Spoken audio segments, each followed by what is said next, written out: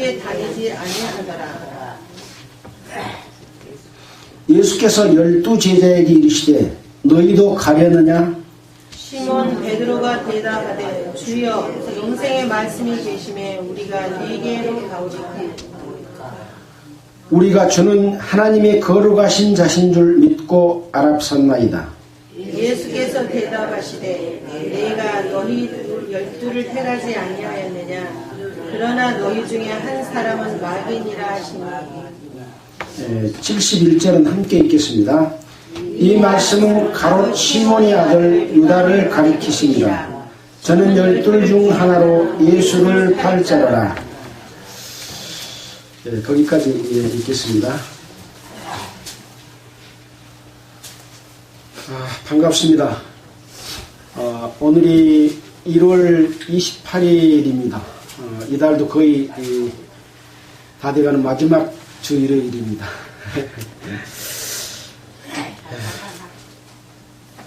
또 날씨도 추운데 건강관리 잘 하시기를 바라고, 또 추운 날씨에도 불구하고 열심히 일하시고, 오늘 또 이 시간에는 우리의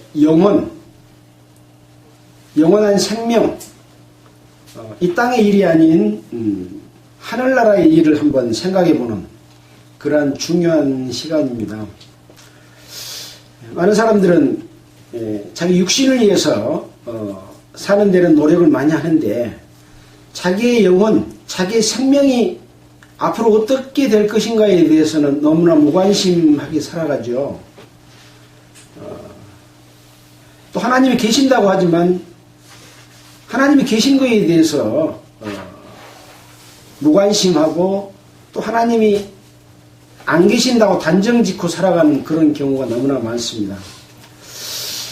우리는 성경을 통해서 하나님께서 사람에게 나타내 보이는 그런 일들을 우리가 기록된 말씀을 통해서 보고, 하나님이 계시고 하나님에 의해서 보내진 예수 그리스도가 우리와 어떤 관계가 있는가 하는 것들을 계속해서 살펴보고 있습니다.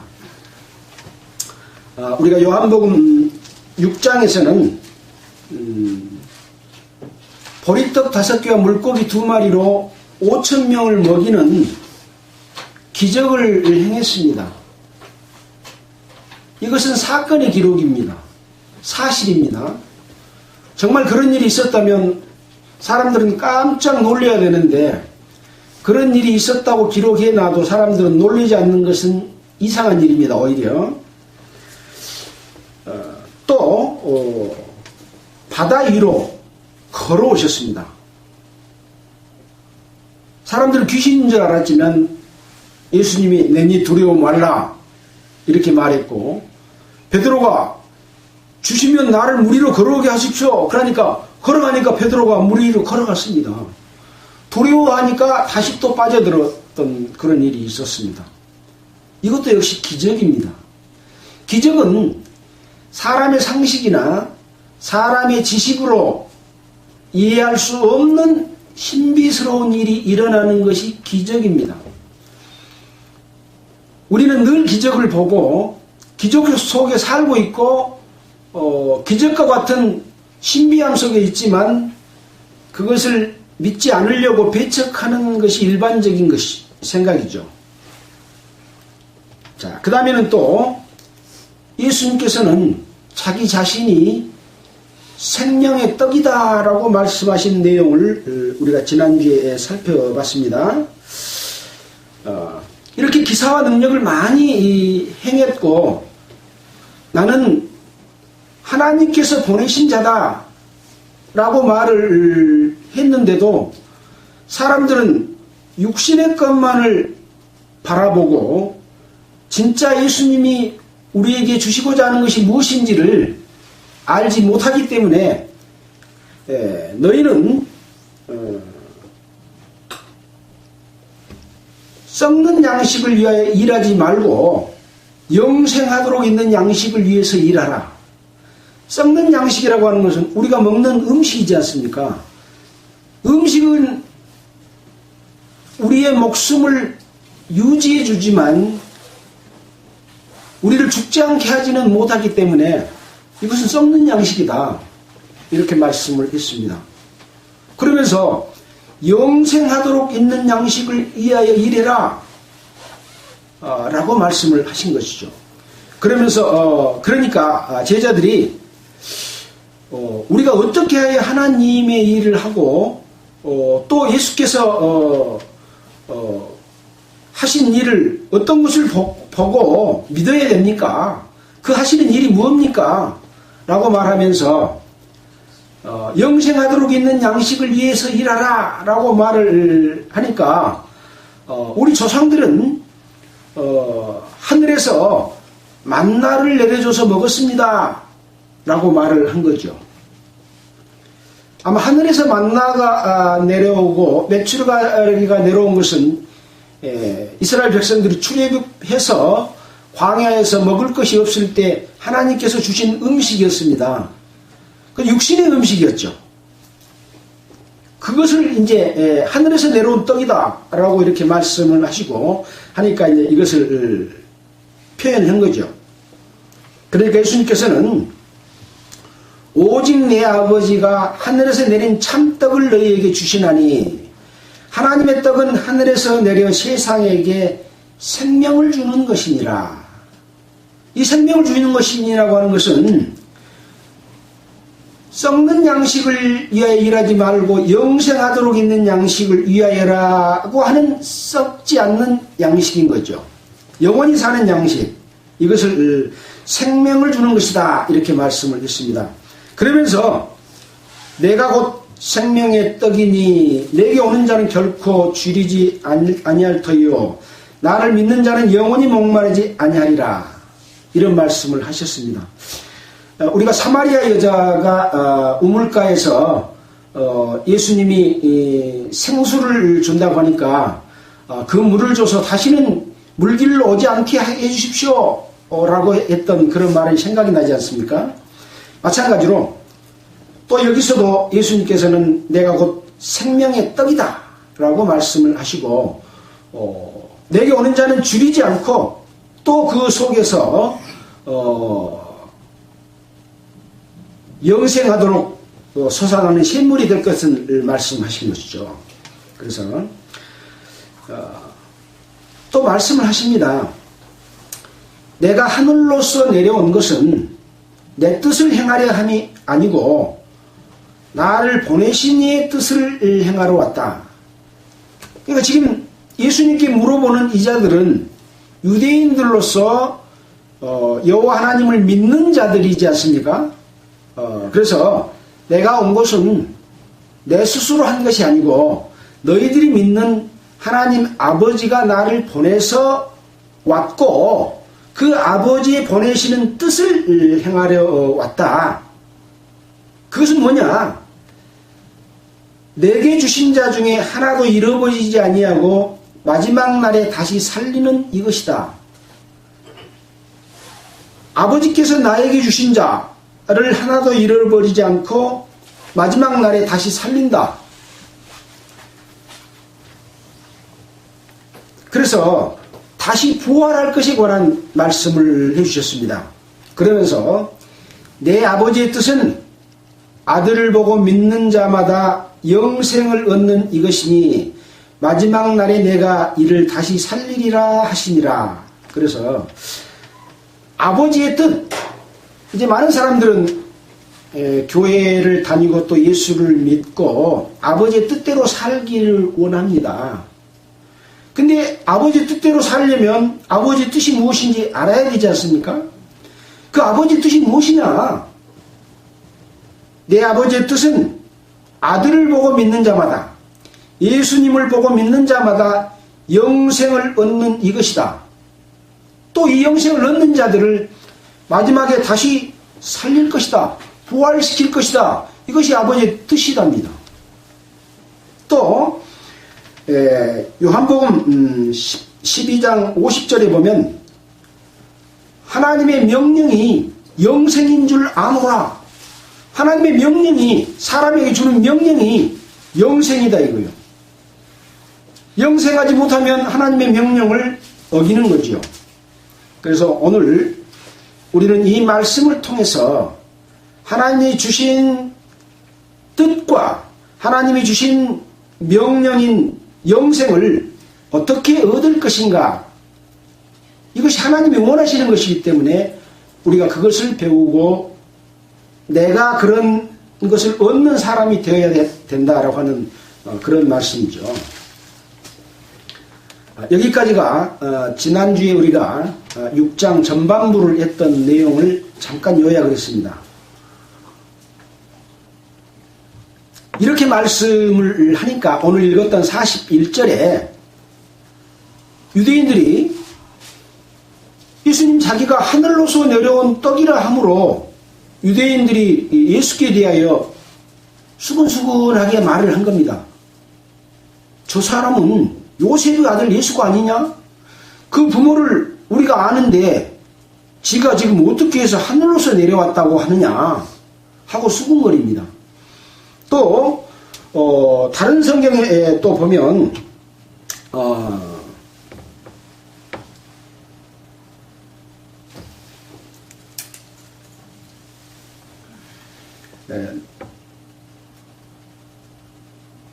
마태복음 13장 55절을 보면 또 같은 내용이 기록이 되어 있는데요.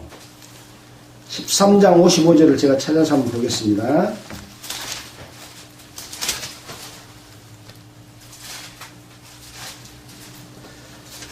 자,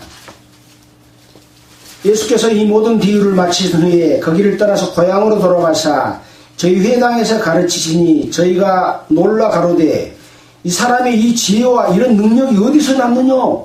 이는 그 목수의 아들이 아니냐? 그 모친은 마리아, 그 형제들은 야고보, 요셉, 시몬, 유다라 하지 않느냐? 그 너희들은 다 우리와 함께 있지 아니하냐? 그런데 이 사람의 이 모든 것이 어디서 났느냐? 목수의 아들인 이 예수께서 하신 말씀과 그 능력 이런 것들이 어디서 난 것이냐? 이렇게 또 다른 성경에는 기록이 되어 있습니다. 그래서 예수님이 하신 말씀을 또 행하시는 능력을 보고 어떤 사람들은 그 능력에 관심이 있는 반면에 어떤 사람은 어떻게 요셉의 아들이 저런 일을 할 수 있느냐 하는 두 가지 생각을 갖게 되는 거죠. 한 사람은 예수님을 믿을 수 있는 사람이고 또 한 부류 사람들은 예수님을 믿지 못하는 마음을 갖는 그런 사람들이지 않겠습니까? 그러니까 43절에 예수께서 대답하여 가라사대 너희는 서로 수군거리지 말라. 나를 보내신 아버지께서 이끌지 아니하면 아무라도 내게 올 수 없으니 오는 그를 내가 마지막 날에 살리리라. 또 45절에 선지자의 글에 저희가 다 하나님의 가르치심을 받으리라 기록되었은즉 아버지께 듣고 배운 사람마다 내게로 오느니라. 아버지께서 내게로 이끌지 아니하면 아무라도 예수께로 올 수 없다. 어떤 사람들이 오냐? 45절에 선지자의 글에 여기 선지자의 글 그러면 이제 구약 성경에 기록된 선지자들의 행하시고 말씀한 내용을 기록된 내용이죠. 또 모세가 기록한 모세 오경도 여기 함께 속하는 내용이죠. 그래서 그 글을 거기서 가르치시는 하나님의 가르치심을 제대로 듣고 배웠으면은 어쩐다고요? 예수께로 올 수밖에 없는 거죠. 그러나 제대로 안 배우고 잘못 배우고 자기의 욕심을 따라서 자기의 유익을 따라서 하나님의 뜻을 모르고 받아들였으면 예수님께로 오지 못하는 거죠. 이것이 굉장히 중요합니다. 그래서 우리가 하나님께로 나아가려고 할 때는 하나님 아버지가 먼저 계신다고 하는 것과 하나님 아버지의 뜻이 무엇인지를 알고 나아갈 때 예수님께서 주시고자 하는 은혜를 받을 수가 있는 거죠. 그래서 듣고 그 가르침을 배운 사람이 예수께 오게 되면 이 모든 사람을 마지막 날에 내가 다시 살리리라. 그 사람들은 예수를 믿게 되는 것이고 또 마지막에 영생의 부활로 나올 수 있다는 거죠.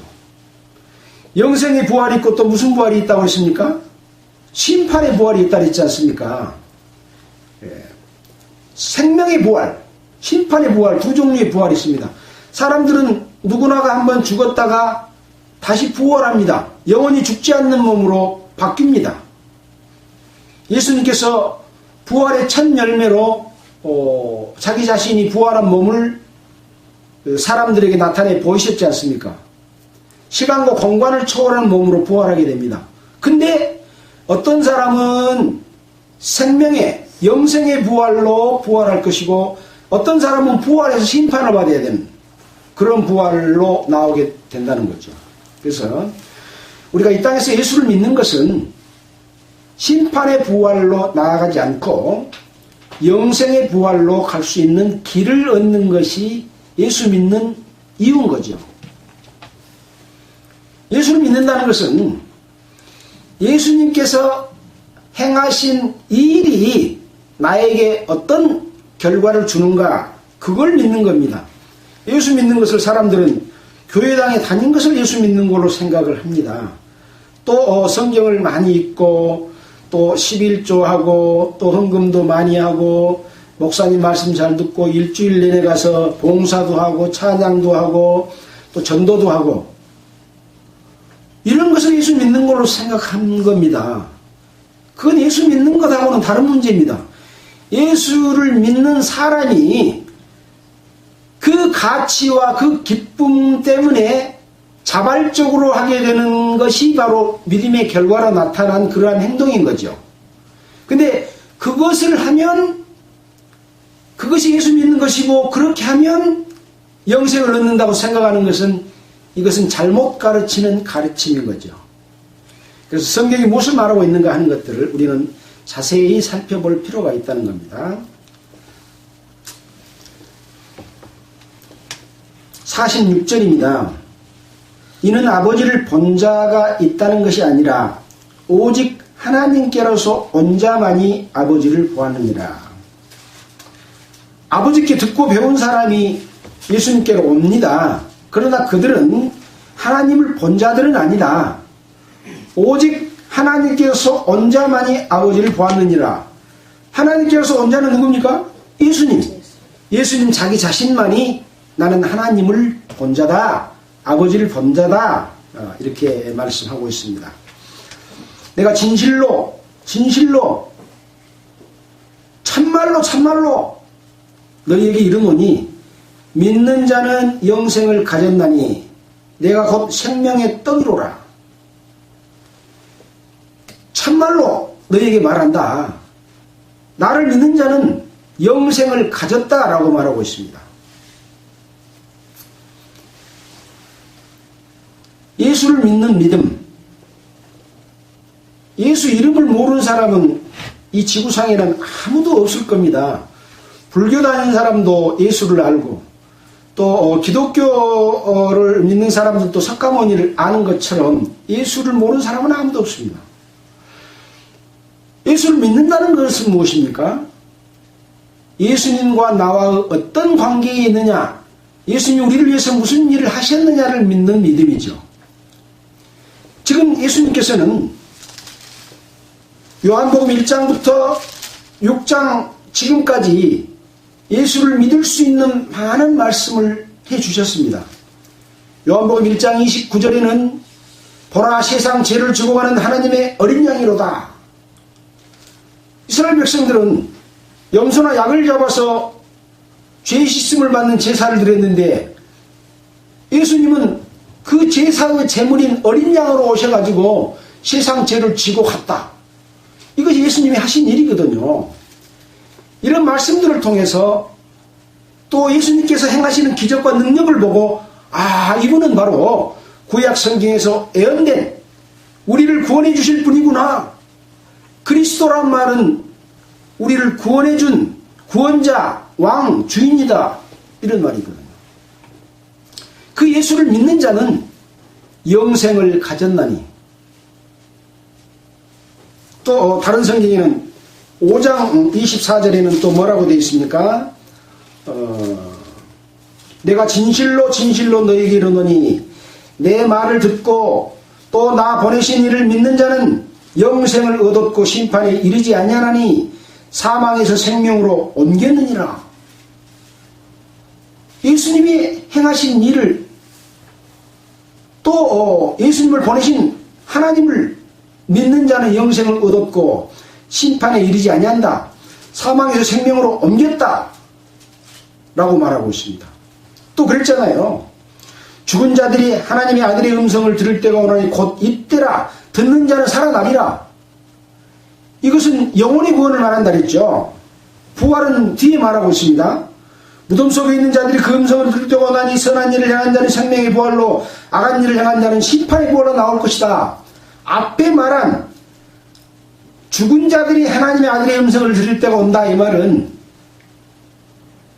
에덴 동산에서 범죄함으로 말미암아 정령 죽으리라고 한 영이 죽어서 하나님과 관계가 끊어졌다가 예수 그리스도께서 우리 죄를 용서하신 것을 믿음으로 말미암아 우리 영이 말씀을 듣고 살아나는 것, 그래서 말씀을 듣는 것이는 거죠. 이렇게 해서 예수님을 믿는 자는 영생을 가졌다라고 말씀을 하고 있습니다. 그래서 예수 믿는 사람이 내가 죽어봐야 영생을 얻을지 안 얻을지를 아는 게 아니라 믿는 순간 영생을 얻은 것을 본인이 알게 된다는 거죠. 예수님께서 또 그렇게 말씀하고 계시지 않습니까? 자, 48절입니다. 내가 곧 생명의 떡이로다. 이 앞에 35절에서도 내가 곧 생명의 떡이니 라고 말했지 않습니까? 생명의 떡이다. 떡을 먹으면 생명을 얻게 되는 것이지 않습니까? 49절에 어떤 떡이냐? 너희 조상들은 광야에서 만나를 먹었어도 죽었거니와 이는 나는 생명의 떡인 나는 하늘로서 내려온 떡이니 사람으로 하여금 먹고 죽지 아니하게 하는 것이니라. 이 말은 아까 유대인들이 우리 조상들은 광야에서 만나를 먹었습니다 라고 말을 했잖아요. 그러니까 그 만나는 먹고 누구 조상들이 다 죽었다. 그런데 나는 하늘로서 내려온 산 떡이니 나를 먹으면 영생하리라 라고 이렇게 말씀을 하시는 것이죠. 그래서 먹고 죽지 아니하는 떡이다. 어떻습니까? 양식은 먹고 죽지 아니야 진짜 양식이잖아요. 그래서 참 양식, 참 떡, 참 생명 이렇게 말씀을 하는 겁니다. 사람들은 음식을 먹고 죽지 않으려고 음식을 먹은데 다 먹고 죽잖아요. 또 이스라엘 백성들도 하늘에서 떡을 줬지만 그 만나를 메추라기를 먹고 다 죽었습니다. 근데 죽지 않는 떡인 누가 왔어요? 예수님께서 오신 거예요. 내가 생명의 떡이다 라고 말씀을 하십니다. 이런 말씀이 있으면 그 생명의 떡을 먹는 것이 무엇인가? 생명의 떡을 반드시 먹어야 되겠죠. 영생하기 위해서는.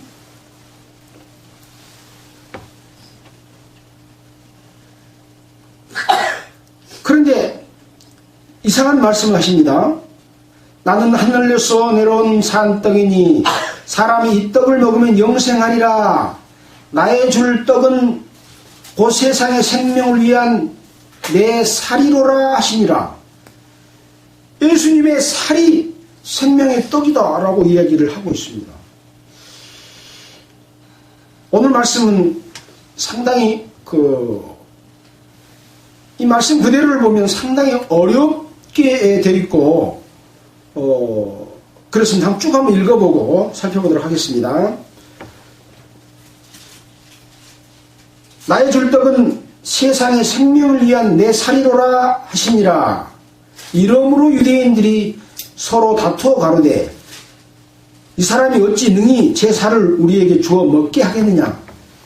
어떻게 예수님이 자기 살을 떼어서 우리로 먹게 하겠느냐. 이렇게 말을 하니까 예수께서 내가 진실로 진실로 너희에게 이르노니 인자의 살을 먹지 아니하고 인자의 피를 마시지 아니하면 너희 속에 생명이 없느니라. 인자의 살을 먹지 아니하고 인자의 피를 마시지 아니하면 너희 속에 생명이 없느니라. 이 말씀을 들으면 이제 우리는 생명 얻기는 틀렸지 않습니까? 예수님 살을 지금 우리가 어떻게 가서 먹고 예수님의 피를 어떻게 우리가 마시겠습니까? 절망적이지 않습니까? 그러면 옛날 그때 계셨던 예수님 당시에 계셨던 사람들은 예수님의 살과 예수님의 피를 먹었을까요? 아무도 먹은 사람이 없습니다. 이것은 어떤 의미가 담긴 말씀이다. 쉽게 알 수가 있습니다. 자, 쭉 읽어본 다음에 그걸 함께 살펴보도록 하겠습니다. 내 살을 먹고 내 피를 마시는 자는 영생을 가졌고 마지막 날에 내가 그를 다시 살리리니 내 살은 참된 양식이요 내 피는 참된 음료로다. 내 살은 참된 양식이기 때문에 내 살을 먹으면 영생한다. 또 내 피는 참된 음료이기 때문에 내 피를 마시면 영생하도록 솟아나는 샘물이 돼서 영원히 죽지 않는다. 영원히 목마르지 않는다. 그런 말씀이죠. 56절입니다. 내 살을 먹고 내 피를 마시는 자는 내 안에 거하고 나도 그 안에 거하나니 살아계신 아버지께서 나를 보내심에 내가 아버지라 인하여 사는 것 같이 나를 먹는 그 사람도 나를 인하여 사니라. 예수님이 이 땅에 오셔서 지금 행하시고 능력 나타내보고 사는 삶은 아버지께서 나를 보내심에 내가 아버지로 인하여 산다. 우주 만물을 창조하신 하나님 아버지의 능력을 입고 예수님이 살아가는 것처럼 나를 먹는 자들은 그 먹는 자들도 나를 인해서 살 것이다. 예수님이 사는 것처럼 나를 먹는 자들도 예수를 인해서 살 것이다 라는 말씀을 했습니다. 58절입니다. 이것은 하늘로서 내려온 떡이니 조상들이 먹고 죽은 그것과 같지 아니하여 이 떡을 먹는 자는 영원히 살리라. 이 말씀은 예수께서 가버나움 회당에서 가르치실 때에 하셨느니라. 이렇게 기록이 되어 있어서 예수님의 살과 예수님의 피를 먹지 않으면 생명이 없고 예수님의 살과 피를 먹으면 참 생명이 되고 참 음료가 돼서 영원히 죽지 않는 영생을 얻게 되는 것이다. 그리고 조상들이 먹고 죽은 그 떡과 같지 않냐고 이 떡을 먹는 자는 영원히 살리라 이렇게 말씀을 하셔서 이 의미가 도대체 무엇인가 하는 것들을 아마 이때 당시에 이 말씀을 들었던 유대인들도 상당히 어렵게 들렸을 것이라고 생각이 됩니다. 그러나 이러한 내용들은 구약 성경에 예수님이 어떻게 오셔서 우리의 구원자가 되실 것인가에 대한 예언들이 되어 있기 때문에 아까 아버지께서 이끌지 아니하면 아무라도 내게 올 수 없다. 또 아버지 하나님의 가르치심을 받으리라 기록되었으니 아버지께 듣고 배운 사람마다 내게로 온다. 이렇게 말씀을 해주고 있어서 그 말씀을 듣고 배운 자들은 이 말씀이 무슨 내용인지를 이해를 하는 거죠. 예수님이 피를 흘려서 죽고 예수님의 몸이 찢겨서 돌아가시는 그것이 우리 죄를 용서하는 대속 제물이라 하는 것들을 이스라엘 백성들은 알고 믿는 자들이 있었고, 반면에 여기서 유대인들을 믿지 못하는 자들처럼 어떻게 그럴 수가 있느냐, 그런 사람들이 있었던 거죠. 이제 예수님이 이 일을 다 이루신 이후에 사도 바울을 통해서 이런 내용들을 또 밝히 설명해 주신 부분이 있습니다. 또 예수님이 돌아가시기 직전에 만찬하는 자리에서 이 내용에 대해서 다시 한번 또 설명해 주신 부분이 있습니다. 그래서 거기를 한번 보도록 하겠습니다.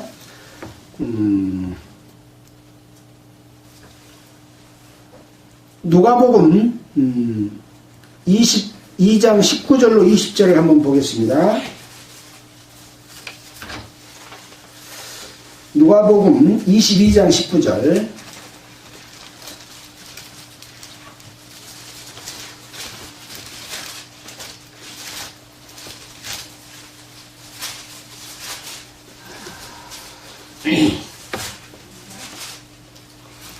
이것은 예수님이 제자들과 함께 마지막 만찬을 할 때 하셨던 내용입니다.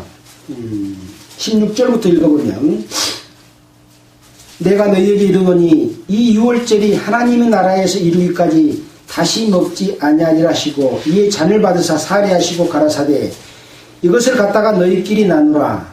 내가 너희에게 이르노니 내가 이제부터 하나님의 나라가 임할 때까지 포도나무에서 난 것을 다시 먹지 아니하리라 하시고, 또 떡을 가져 사례하시고 떼어주시며 가라사대, 이것은 너희를 위하여 주는 내 몸이라. 너희가 이를 향하여 나를 기념하라 하시고, 이렇게 해서 예수님이 포도주를 주었고, 또 떡을 떼어주면서 너희를 위하여 주는 내 몸이다, 이렇게 말씀을 하셨습니다.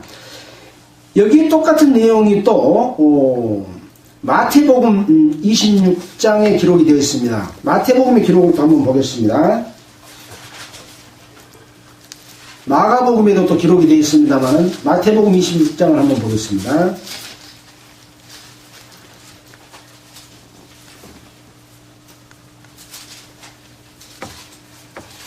26장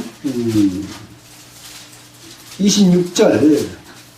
저희가 먹을 때 예수께서 떡을 가지사 축복하시고 떼어 제자들에게 주시며 가라사대, 받아 먹으라, 이것이 내 몸이니라 하시고, 또 잔을 가지사 사례하시고 저희에게 주시며 가라사대, 너희가 다 이것을 마시라.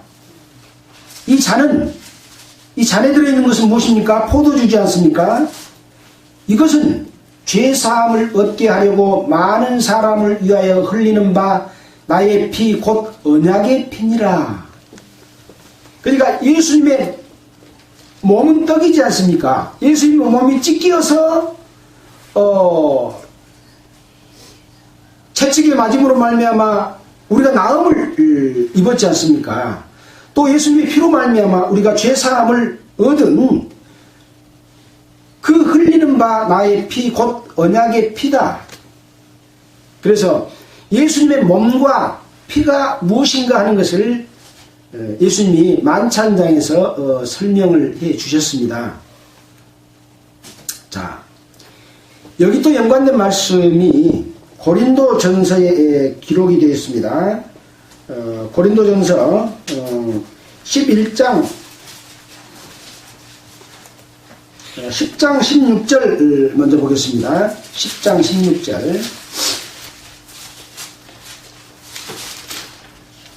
10장에서부터 11장까지 이 주님의 몸된 이 지체와 그 만찬에 대해서 자세하게 설명이 되어 있습니다. 10장 16절을 보면 우리가 축복하는 바 축복의 잔은 그리스도의 피에 참여함이 아니며 우리가 떼는 떡은 그리스도의 몸에 참여함이 아니냐? 이 말은 참여합니다 그 말이죠. 그래서 축복의 잔은 바로 그리스도의 피에 참여합니다. 참여한다고 하는 것은 예수님과 하나가 되는 겁니다. 우리가 어떤 그 일을 도모하고 그 일을 이루기 위해서, 예를 들어서 독립운동을 하기 위해서 사람들이 함께 모여가지고 서로 맹세를 하고 피를 나누면서 참여하는 일들이 있잖아요. 마찬가지로 예수님의 피에 참여한 것이 아니냐, 그건 피를 먹는 것하고 같은 거죠. 왜? 포도주의 잔을 마시면서 참여한다고 말하고 있지 않습니까? 예수님의 피를, 실제로 피를 마신 사람은 아무도 없어요. 이것은 예수님께서 마지막 만찬에서 자기의 피를 마시게 한 것은 포도주를 마시면서 내가 죽었다가 부활해서 이것이 너희에게 생명이 되고 너희가 내 몸에 참여하는, 예수를 믿어서 주님의 몸된 지체가 되지 않습니까? 지체가 되면 그 몸을 먹는 것과 똑같은 한 몸이 되는 거죠. 예, 떡을 먹음으로 말미암아 몸에 참여가 된다, 이렇게 말씀을 하고 있는 겁니다. 자, 그래서 우리가 떼는 떡은 그리스도의 몸에 참여함이 아니냐. 떡이 하나요 많은 무리가 한 몸이니 이는 우리가 다 한 떡에 참여하니라. 이 한 떡은 뭡니까? 이제 예수 그리스도의 몸이잖아요. 그 예수 그리스도의 몸에 참여했다. 예. 우리가 몸에 함께 들어가 있는 거죠. 떡을 떼 먹었잖아요. 예수님의 살을 먹은 겁니다. 포도주를 마신 것은 예수님의 피를 마신 겁니다. 그렇게 해서 한 떡에 참여한 것이다. 왜 그러냐? 18절에 육신을 따라 난 이스라엘을 보라. 재물을 먹는 자들은 그 제단에 참여하는 자들이 아니냐. 재물을 먹으면 어쩐다고요? 그 제단에 참여한 것이에요. 우리가 만찬에서 떡을 떼고 포도주를 마시는 것은 예수님의 피와 그 살에 참여하는 것이에요. 먹는 것이에요. 그래서 여기서 말씀하신 내용들은 이러한 의미를 담긴 내용이다 하는 것들을 이런 말씀을 통해서 더욱 분명하게 보여주고 있는 것이죠. 그래서 또 고린도전서 11장 23절 그 뒤에 한번 또 보겠습니다. 17절부터 성만찬의 제정의 그 의미에 대해서 말씀을 해주고 있습니다. 이 고린도 교회에 서로 분쟁이 있고 또 당을 만들어 놓고 그 당을 만들어서 자기들의 유익으로 삼고 저쪽이 옳고 우리가 옳고 저쪽은 틀리고 하고 이렇게 서로 싸우는 이런 당파를 만들어 놓은 것이 있었습니다. 그래서 결국은 그것이 20절에 보면 그런즉 너희가 함께 모여서 주의 만찬을 먹을 수 없으니 이는 먹을 때 각각 자기의 만찬을 먼저 갖다 먹으므로 어떤 이는 시장하고 어떤 이는 취함이라. 너희가 먹고 마실 집이 없느냐? 너희가 하나님의 교회를 업신여기고 빈궁한 자들을 부끄럽게 하느냐? 내가 너희에게 무슨 말을 하랴? 너희를 칭찬해라. 이것으로 칭찬하지 않노라. 그래서 예수님의 이 피와 예수님의 몸을 떼는 기념하는 만찬을 하면서 서로 분단이 있고 서로 미워함으로 말미암아 같이 안 묻고 먼저 묻고 나중 묻고 이런 일이 일어난 것인데 이것은 교회를 업신여긴 것이고 주님의 몸된 지체를 업신여긴 것이다. 이것은 주님의 몸에 참여하지 못하는 거죠. 하나 되지 못하는 거죠. 그래서 23절에 내가 너에게 전한 것은 주께 받은 것이니 사도 바울은 예수님께로 받은 것이다. 주께서 잡히시던 밤에 떡을 가지사 축사하고 떼어 가라사대 이것은 너희를 위하는 내 몸이니 이것을 행하여 나를 기념하라 하시고 또 식후에 이와 같이 잔을 주시면서 내 피로 세운 새 언약이니 이것을 행할 때마다 나를 기념하라고 했다라고 기록이 되어 있지 않습니까? 그래서 27절에 보면 그러므로 누구든지 주의 떡이나 잔을 합당치 않게 먹고 마시는 자는 주의 몸과 피를 범하는 죄가 있다. 그래서 사람이 자기를 살피고 그 후에 이 떡을 먹고 이 잔을 마실지니 주의 몸을 분변치 못하고 먹고 마시는 자는 자기의 죄를 먹고 마시는 것이니라. 주님의 피, 주님의 몸에 참여한 것은 그리스도와 한 몸이 되는 것을 의미합니다. 한 지체가 되는 것을 의미합니다. 근데 그 지체가 되지 못하는 일들이 있을 수 있기 때문에 거기에 대해서 사도 바울은 이런 내용을 말씀해 주면서 이 고린도 교회에 우상을 섬기고 간음하고 살인하고 도적질하고 분당을 만들어서 서로 자기들의 유익을 구하고 또 다른 성도를 무시하고 또 나는 높은 자리에 있고 너는 낮은 자리에 있고 이런 것들이 이 고린도 교회에 심했기 때문에 다시 이 예수님의 몸과 피를 나누는 만찬을 들어서 설명을 해주고 있습니다. 바로 오늘 기록한 이 예수님이 직접 하시는 이 말씀의 내용은 그 이면에 이러한 의미가 담겨 있다 하는 것들을 우리는 알아야 됩니다. 그래서 예수를 믿는 사람, 영생을 얻은 사람들도 내 살을 먹고 내 피를 마시는 자는 영생을 가진 사람들인데 이러한 사람들이 그리스도 안에서 함께 살아갈 때에 어떻게 살아가야 될 것이라고 하는 것들을 사도 바울에게 예수님이 교훈을 해주시고 그것을 우리에게 가르쳐 주셨습니다.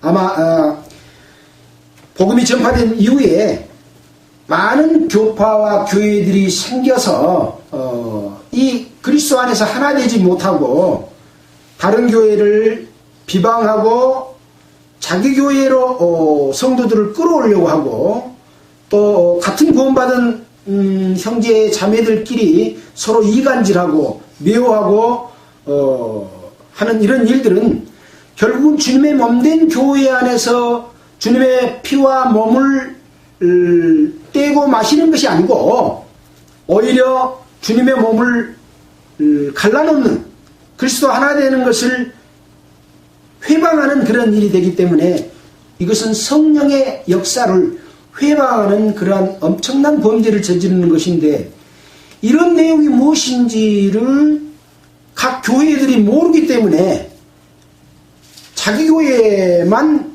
옳은 걸로 이야기하고 실질적으로 하나님의 자녀가 되어 있는 다른 교회들을 도외시하는, 그래서 주님은 그리스도 안에서 하나 되고 사랑을 실천하라고 하는 이런 내용들이 가장 중요한 계명인데 이것을 망각해버리는 것이 너무나 많다고 하는 것을 우리는 또 살펴보게 됩니다.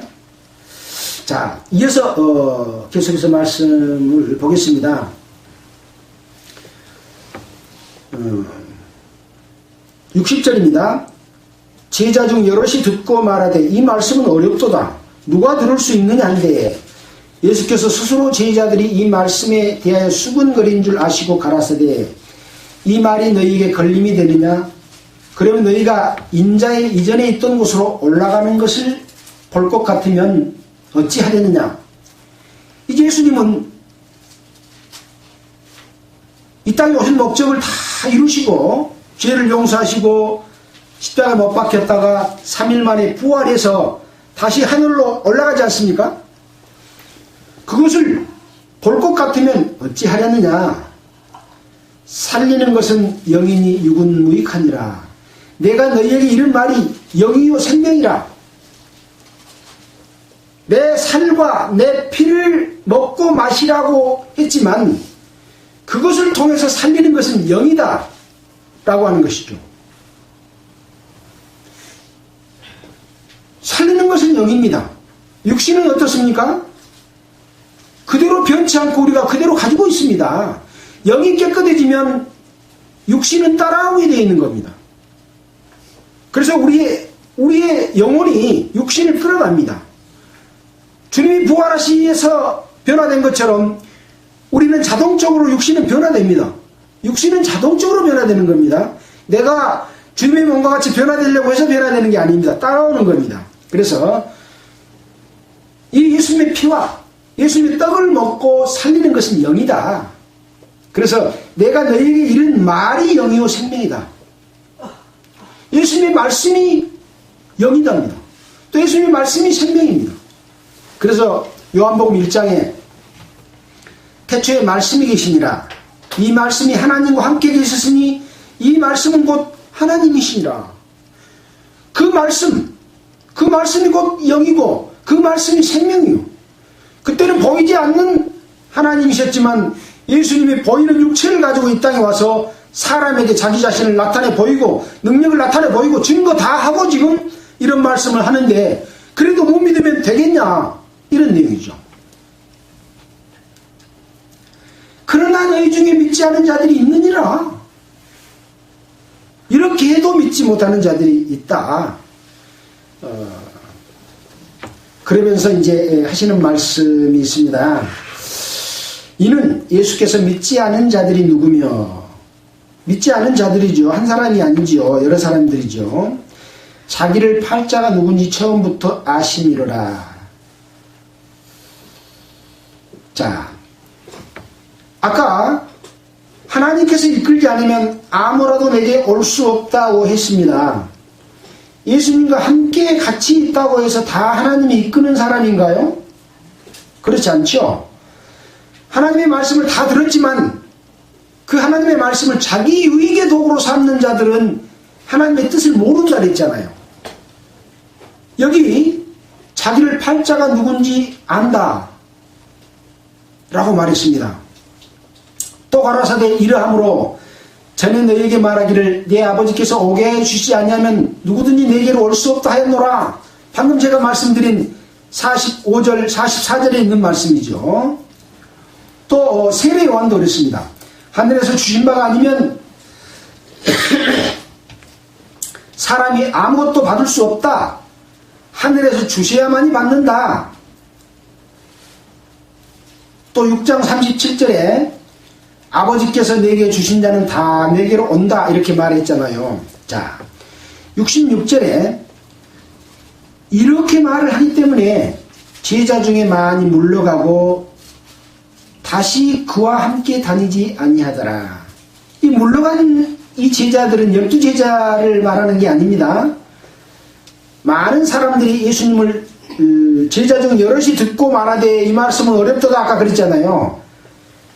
12제자만 말한 게 아니라 다른 많은 제자들도 함께 있었으나 그들이 물러갔다 했습니다. 그 제자들은 하나님께로부터 보내심을 받고 그 뜻을 올바로 이해한 사람들이라고 볼 수 없겠죠. 다시는 그와 함께 다니지 아니하더라. 그래서 예수께서 12제자에게 이르시되 너희도 가려느냐? 라고 물어봤습니다. 그러니까 시몬 베드로가 주여 영생의 말씀이 계심에 우리가 네게로 가오리까. 예수께서 말씀하시는 이 말씀이 바로 너희에게 이런 말이 영이요 생명인데 그 영생의 말씀이 예수님께 계시는데 우리가 네게로 가오리까. 바로 우리가 예수를 믿는 목적은 바로 영생을 얻는 말씀이 계시기 때문에 이 말씀을 받아들여서 내가 영생 얻는 자가 되기 위해서 예수를 믿는 거죠. 69절입니다. 우리가 주는 하나님의 거룩하신 자신 줄 믿고 알았사옵나이다. 예수께서 대답하시되 내가 너희 12를 택하지 아니하였느냐? 그러나 너희 중에 한 사람은 마귀니라 하시니 이 말씀은 가룟 시몬의 아들 유다를 가리키심이라. 저는 12 중에 하나로 예수를 팔 자라라. 그래서 이 가룟 유다는 왜 그러면 이 예수님이 주신 이 영이요 생명을 얻지 못하고 가룟 유다는 뭘 얻었을까요? 예, 재물을 욕심을 냈습니다. 예수님이 자기에게 나오는 많은 사람들을 보고 너희가 나를 따르는 것은 표적을 볼 까닭이 아니요 먹고 배부른 까닭이다. 많은 사람들이 예수님을 따르는 것은 병 낫기 위함이다. 여기 베드로가 말한 것처럼 영생의 말씀이 계시면 누구로 가오리까? 이 핵심을 찾아야 되는데 나 병났으려고 또 먹고 배부른 까닭이라 지금 같으면 먹고 배부른 까닭이 뭐겠어요? 큰 교회당에 가야 내가 가기를 하고 있는데 내가 또 보험을 하고 있는데 많은 사람들에게 내 고객이 돼서 내가 돈을 많이 벌 수 있고 장사도 잘할 수 있고 또 큰 교회 다니면 내 체면도 쓰고 이런 세상적인 것, 육신적인 것을 구하는 거죠. 자, 이 가룟 유다는 제자로서 선택받은 사람입니다. 또 늘 예수님과 함께 있었습니다. 만찬장에도 함께 있었고 예수님의 발을 씻겨줄 때도 이 가룟 유다의 발도 씻겨줬습니다. 또 예수님이 행하시는 기사와 능력을 다 봤습니다. 예수님이 하시는 말씀을 다 들었습니다. 근데 정작 자기 속에는 그것을 받아들이지 못했어요. 왜 그래요? 그는 요한복음 12장 6절 한번 보겠습니다. 뒤에 있으니까요.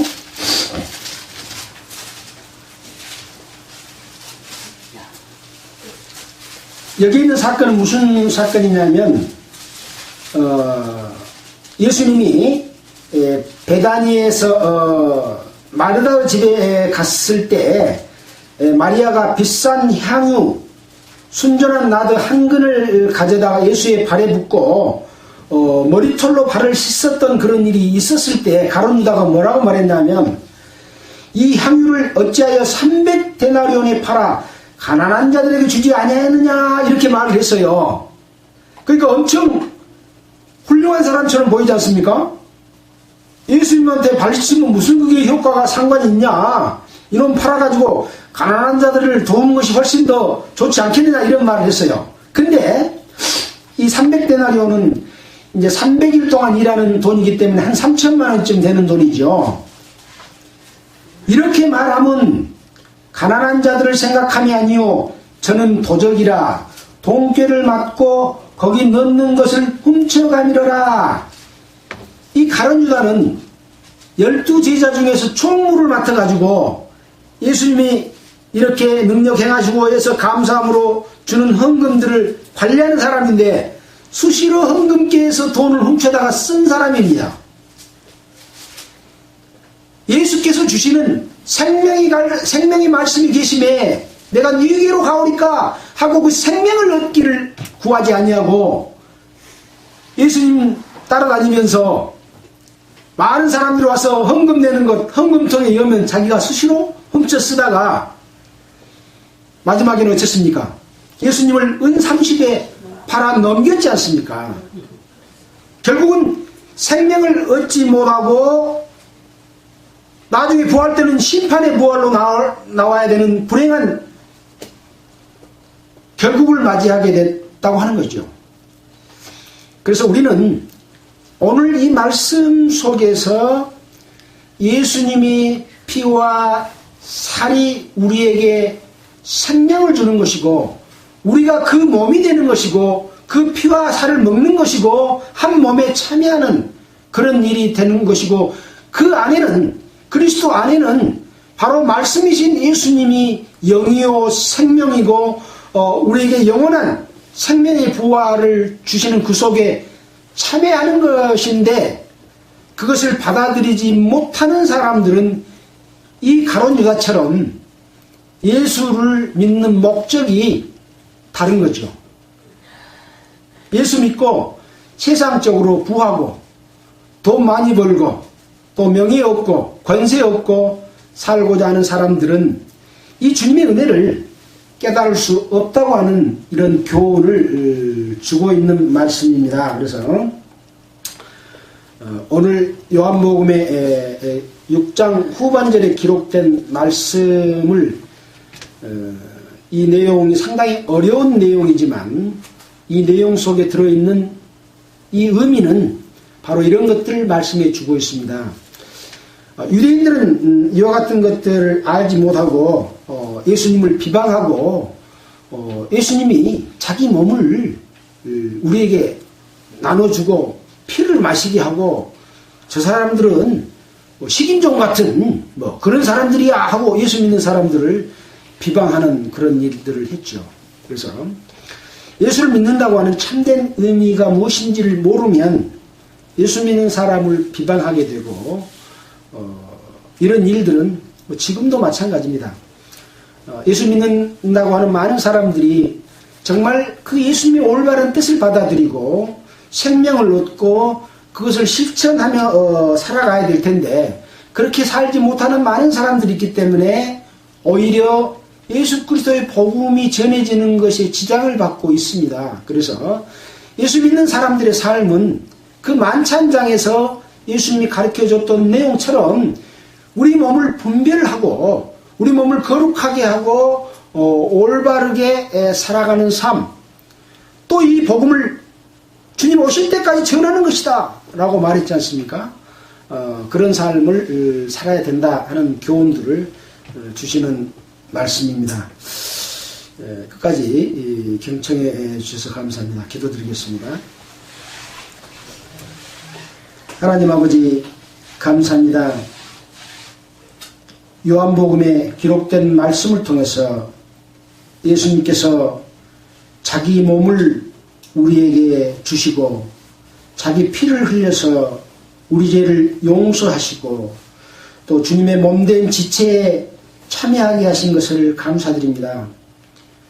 우리는 주님의 몸에 참여되어 있는 지체고 교회지만은 그 지체의 구성원으로서 교회원으로서 올바르게 살지 못하는 경우가 혹 있는가 자신을 살피고 항상 돌이켜 반성하며 주님의 뜻을 따라서 살아가는 저희들이 되도록 하여 주시기를 간절히 바라고 원합니다.